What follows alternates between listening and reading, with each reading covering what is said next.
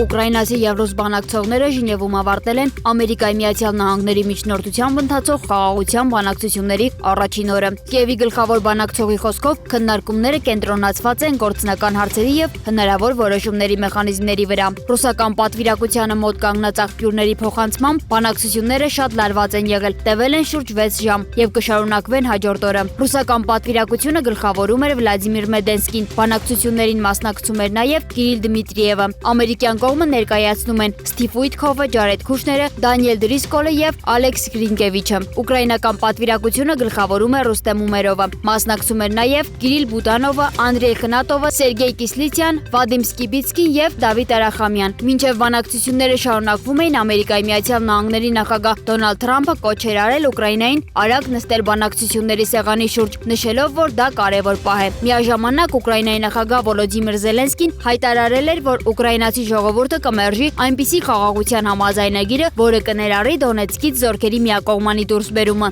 Նրա խոսքով երկարատև խաղաղություն չի կարող կառուցվել Ռուսաստանի համար հաղթանակ ապահովելու հիման վրա։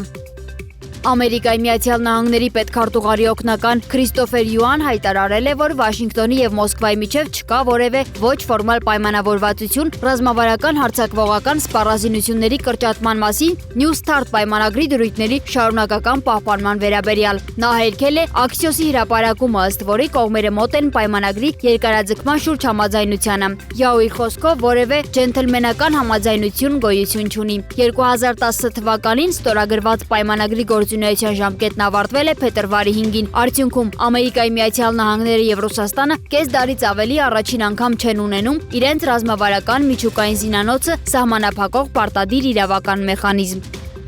Նյու Յորքի եկեղեցիներից մեկում տեղի է ունեցել հզոր պայթյուն։ Ըստ նախնական տվյալների վիրավորվել է 18 մարդ։ Ականատեսների փոխանցմամբ պայթյունից առաջ տարածքում զգացվել է գազի ուժեղ հոտ, ինչն առայժմ դիտարկվում է որպես հնարավոր պատճառ։ Դեպքի հանգամանքները ճշտվում են, այլ մանրամասներ դեռ չեն հաղորդվում։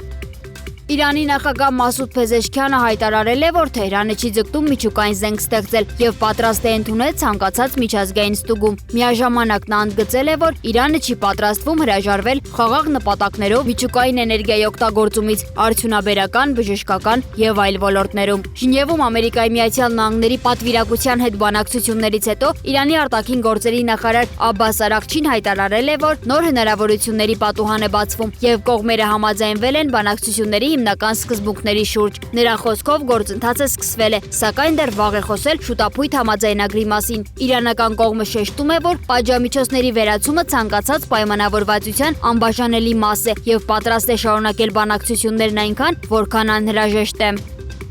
Օմանի արտաքին գործերի նախարար Բադր Ալ-Բուսայեդին Ժնևում հանդիպել է Ամերիկայի Միացյալ Նահանգների ներկայացուցիչներ Սթիվ Ուիթքովի եւ Ջարեդ Քուշների հետ Իրանի հետ նախատեսված բանակցություններից առաջ։ Օմանի արտաքին գործերի նախարարության հայտարարության համաձայն հանդիպման ընթացքում քննարկվել են բանակցությունների քաղաքական եւ տեխնիկական բոլոր ասպեկտները, նաեւ դրանց հաջողության համար անհրաժեշտ պայմանները։ Քննարկումներն ըստ հայտարարության անցել են իրատեսական եւ կառուցողական ոգով։ Օմանի կողմը նշում է, որ հանդիպումը նպաստել է փոխըմբռնման խորացմանը եւ ստեղծել պայմաններ բանակցությունների շարունակության համար, ընդգծելով, որ ընթացիկ փուլում արձանագրվել է շոշափելի առաջընթաց։